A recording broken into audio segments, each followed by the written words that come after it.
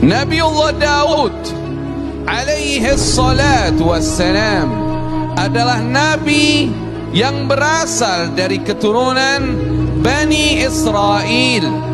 Nabi Daud adalah seorang laki-laki yang saat itu masih berusia sangat muda, dan beliau dikenal memiliki kebersihan hati, tidak ada kesombongan, tidak ada hasut dengan siapapun, dan murni berjuangnya ikhlas mengharap ridha Allah subhanahu wa ta'ala. Nabi Daud alaihi salatu wassalam adalah salah seorang prajurit dalam pasukannya Talut. Pasukannya Talut, waktu itu ada raja yang zalim namanya Jalut. Allah menetapkan Talut menjadi raja bagi Bani Israel untuk memerangi Jalut. Maka berangkatlah dengan bala tentaranya.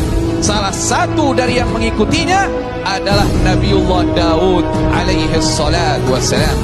Akhirnya singkat kisah, sebelum peperangan, saat itu Talut sebagai raja Bani Israel mengatakan, siapa yang bisa membunuh Jalut, maka aku akan nikahkan dengan salah satu putriku. Ya salam. Kemudian apa? Kemudian aku akan melibatkan dia dalam kerajaanku. Maka setelah mereka semua dapat menaklukkan tentara Jalut, tinggal Jalut sendiri yang hidup. Akhirnya maju saat itu Nabi Daud. Maka Jalut merasa terhina. Kamu anak kecil, kamu masih muda, bukan tandingan saya malas membunuhmu. Kata Nabi Daud, sedangkan saya ingin membunuhmu wahai raja. Akhirnya apa yang terjadi?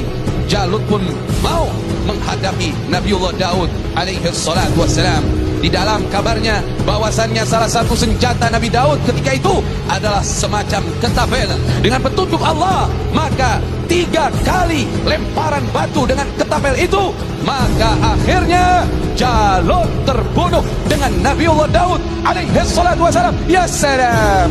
Singkat kisah, pulang dari peperangan tersebut, Allah subhanahu wa ta'ala berfirman, setelah Nabi Daud membunuh Jalut, maka akhirnya Allah mendatangkan kepadanya kerajaan, tahta kerajaan, dan Allah berikan suara yang merdu baginya. Dikabarkan bahwasannya Nabi Daud punya 70 suara yang indah dan istimewanya, sekalipun beliau adalah seorang raja, sekalipun beliau adalah seseorang pemimpin, tapi apa? Tidaklah beliau memakan makanan, melainkan hasil dari kerjanya. Masya Allah. Nggak pernah ngambil dari harta kerajaan, nggak pernah minta dari duit rakyatnya, tapi dari hasil kerjanya Allah berikan kelebihan kepadanya.